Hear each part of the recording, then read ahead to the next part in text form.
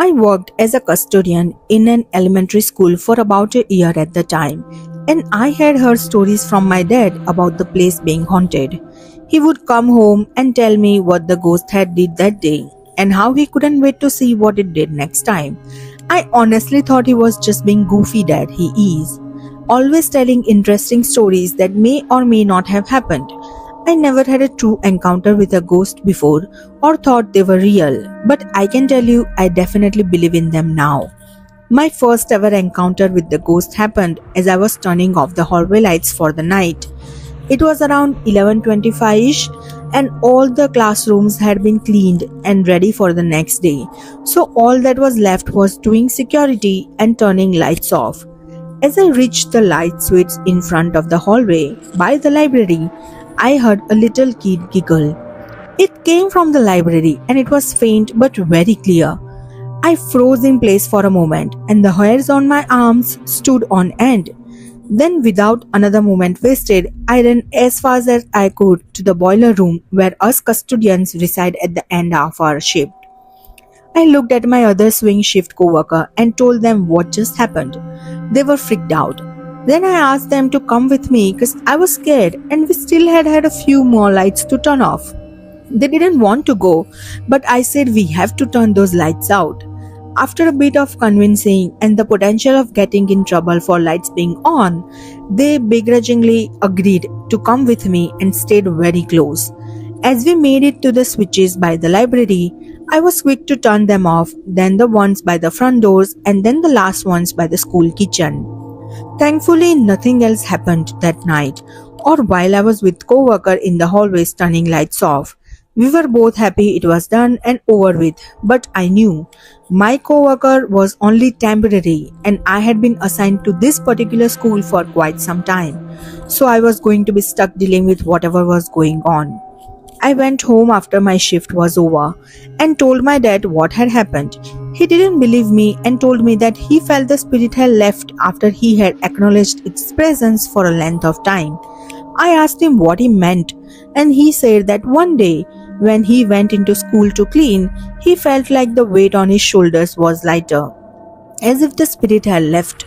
Then he said that he never had another ghostly encounter happened since then. I told him that maybe the ghost decided to come back. My dad still brushed it off.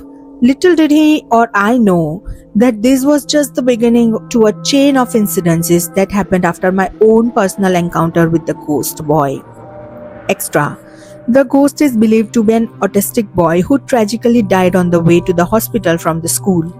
Apparently, his favorite place in the school was the library, but he also haunts the hallway and a few of the lower grade classrooms. This information was confirmed by the teacher who had him for a student and the principal who soon left after my dad confirmed that there was an entity in the school when she asked him if he thought something was going on in the building.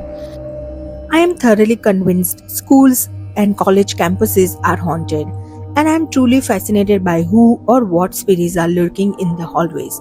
Why? Why is their soul entrapped in an educational building? Who were they that they decided to attach themselves to this institution? Here are two incidents that happened to me at the same location. I keep thinking about them, so I thought I'd share. I am from a small town, the kind where everyone knows everyone's cousin. We don't have a lot of dark history in our town, but that doesn't stop the eerie experiences that can occur. Back in 2009, of my senior year of high school, the school was holding an assembly in the morning for the graduating class. Me and my friend just happened to be in a junior class study hall when the assembly was taking place. Her and I asked the teacher if we could just leave early and head to the auditorium. The teacher agreed, and my friend and I went to the main office, asked if we could sit in the auditorium and wait for the rest of our class. The secretary at the front desk gave us permission and told us to just be quiet. My friend and I picked some seats on the far end of the auditorium, popped up our feet and listened to some music on her MP3 player while we waited for our class to arrive and the assembly to start. A few songs later, I developed an unsettling feeling. All of a sudden, I felt uncomfortable. Just me and her in the dim lit auditorium. I couldn't shake the feeling that something was not right. My friend seemed lost in the music, so I didn't bring it up. Moments later, a shadow ran down the aisle, full sprint, and disappeared running straight into the stage. I froze and I felt my friend tensed up. I looked towards the doorway, curious if any shining light can cast a shadow. However, this was no ordinary shadow. It was not up against the wall or cast at an angle. It was completely dimensional and looked like a male child about 10 to 11 years of age. Despite that, I clearly wanted to find a logical explanation, but there was none. My friend was quiet. I said nothing.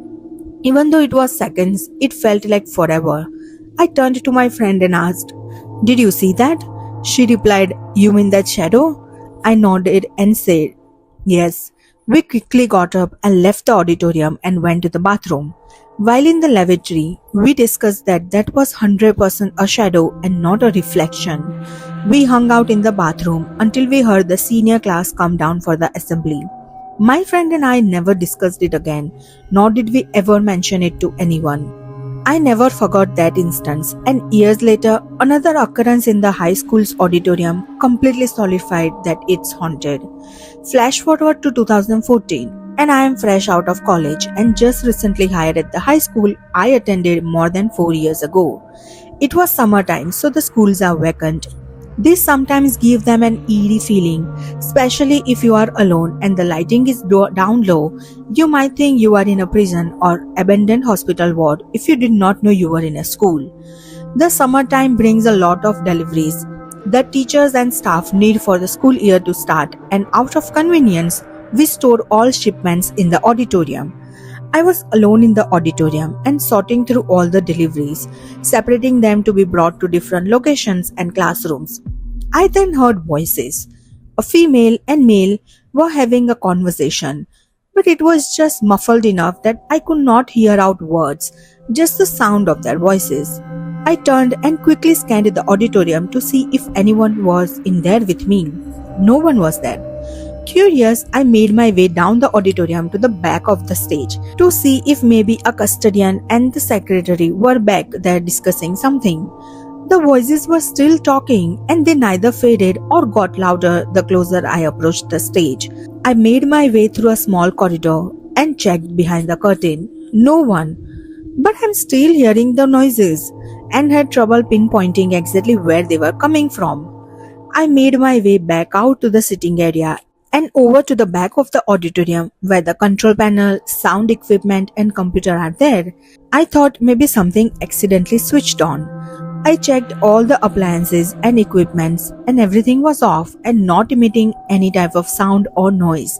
What the heck? I wondered. It was then that I got an uneasy feeling, the same sensation I felt years before when I was a senior and me and my friend were hanging out in the auditorium. I decided to leave the auditorium. Before leaving, I turned back to listen and the voices were still carrying on some type of conversation. Annoyed, I left and went to the main office. I asked the secretary if anyone was in the auditorium or if the custodians were expecting anyone. Summertime also comes with a lot of maintenance and facility work, so I was curious if a company was there looking at something. The secretary, to her knowledge, did not know of anyone scheduled to visit the building, but she paged the head custodian to come down and ask. While we were waiting for the head custodian, the secretary asked what was going on. I said, "There are people talking in the auditorium." She gave me a quizzical but knowing look. The custodian came into the main office and confirmed that no crews scheduled to come to the school that day. The secretary looked at me, smiled and said, "Tell him." I told him that I heard two people talking in the auditorium. He rubbed his beard and smirked. "Yup, I have had similar experiences. Some of the other guys too." "No way," I exclaimed. He said, "Oh yeah, pretty sure it's haunted." He whipped out his cell phone and texted some of his co-workers to come down to the main office. A couple more custodians showed up in the main office and we started discussing our experiences in the auditorium and swapping more ghost and haunting stories. And the principal makes fun of me when I say I don't want to go to the auditorium by myself because I find it creepy in there, the secretary shouted. We laughed and tried to figure out who would be haunting the high school auditorium. We couldn't think of anything significant that happened in town. One of the custodians mentioned that he believes the other schools are haunted too. Needless to say, anytime I was in the auditorium, especially alone, I would bring a flashlight, my phone, and prop the door open. I work at a preschool that is in a very old Catholic school building. We are not a Catholic school or affiliated with the church at all. We just rent the building from the church, but we are on the church grounds and right next door is a cemetery. It is still a functioning cemetery, but it dates back to the early 1800s. During the 1950s, an 8-year-old girl suffered a brain aneurysm in the parking lot and died on the spot. She is buried in the cemetery next door. She is one of the ghosts that is there and we call her Mary. A few years back, when we did bus service for the kids, we had a lady bus driver. Once she would get to the school and the kids would go to class, she would go into the break room and read the newspaper and have breakfast. One day she came out of the break room and something caught her eye, so she turned to look, and sitting on a low shelf in the hallway was a girl with a long light colored dress on and long hair just looking at her, then vanished. One time when I was the opener and was there at 6:30 a.m. with 3 kids for the day, so far I had the kids with me in the office to make coloring page copies and heard footsteps with keys jingling coming down the hallway. I poked my head out to see if someone had come into the building, but no one was there. I could clearly hear the footsteps and the jingling get closer, then go past the doorway of the office. Then they just stopped right in front of the janitor closet. About 6 months before this happened, the janitor of the school, who had worked there for over 15 years, had passed away. Another time, we had a tornado actually touch down on the roof of the school, tearing that section of the roof clean off. For a solid week prior to this happening, the director kept seeing the old father of the church, who had passed years ago, all over the school. Once the tornado hit, she said she believed he was coming there to warn everyone. Most recently, in my room, I have a special needs child who is mostly non-verbal. The other day, we had the door to the classroom open and he kept walking in front of it and stopping to look out at something. So I asked him, "What are you looking at out there?" And he turns to me and says, clear as day, "There's a ghost right there and it's scary." My primary school was organized around a parade square. To the west was the main school block. To the north was the school hall. The school field lay to the east and the public roads channeled students, teachers and parents into the parade square from the south. When I was in primary 2, a schoolmate passed away in a traffic accident. She had been playing in the parade square in the evening and one of the school buses had driven just a little too fast. It took the school cleaners more than 2 days to fully clean the blood spatters away from the parade square. I recall the atmosphere at school being muted for a while after the tragedy. School assemblies were torn down, festivities were kept to a minimum, and every day bright orange cones would go up in the parade square in the evenings to remind us of where we could queue up for our buses and where was off limits. Then came a day when the principal shared with us over the morning assembly that he had received a call from a concerned parent who claimed that the children are playing in the parade square again. Apparently, the parent had almost hit a girl who was skipping across the parade square but had fortunately swerved away in time. As you can imagine, the school doubled down on the reminders for us to observe road traffic safety. Even more stringent procedures were put in place. We were to queue up within the school hall and a teacher had to be present to guide us up our respective buses. PE classes were banned entirely from the parade square in an effort to drive home the point that the parade square was strictly off limits. But the complaints didn't stop. Rumors went that the school kept receiving complaints of the children running around in the parade square. The calls and letters came frequently, perhaps once or twice a semester, but they did. I suppose in the modern world, security cameras would have been installed fairly quickly, but in those days, the teachers simply took turns keeping watch over the parade square. That never stopped the complaints though. The school was eventually torn down when wide ranging renovations took place. I visited the new campus a number of years later and managed to catch up with some of the teachers who had stayed on. One of them shared an interesting nugget with me. Apparently, in the midst of tearing up the withered tiles of the parade square, the contractors found a single skeletal finger. If the stories are to be believed, the finger bone belonged to the schoolmate who had met her aunt under the wheels of the school bus. Torn apart from her at the point of impact, it had somehow lodged itself under the tiles away from prying eyes. As far as I am aware, there were no more complaints of school children running where they should not in the new campus. Things were finally at peace. My college had several haunted buildings. The three interesting ones included the All Girls Dome, one of the classroom buildings particularly used for humanities, and the Bell Tower. The all girls dorms at this school is said that the third floor is haunted. As someone who lived there for a semester, I can confirm some weird crap went on at times. I swear I felt myself poked one night. Another night at 3 a.m., a painting fell off the wall which woke my roommate and I up. I ran to the bathroom squinting at the light and went to the bathroom, which was a public restroom. On my way there, I heard a small voice say hello to me. I know it was likely just some other college student passing by me, but the weird part was there was really not anyone active or around me. And there wasn't really a reason for anyone to say hi to me that late of night if they were just passing by. My friend who also stayed in the building noted hearing scratching noises in her neighbor's closet. The Humanities Classroom building is the most well-known haunted building at the school.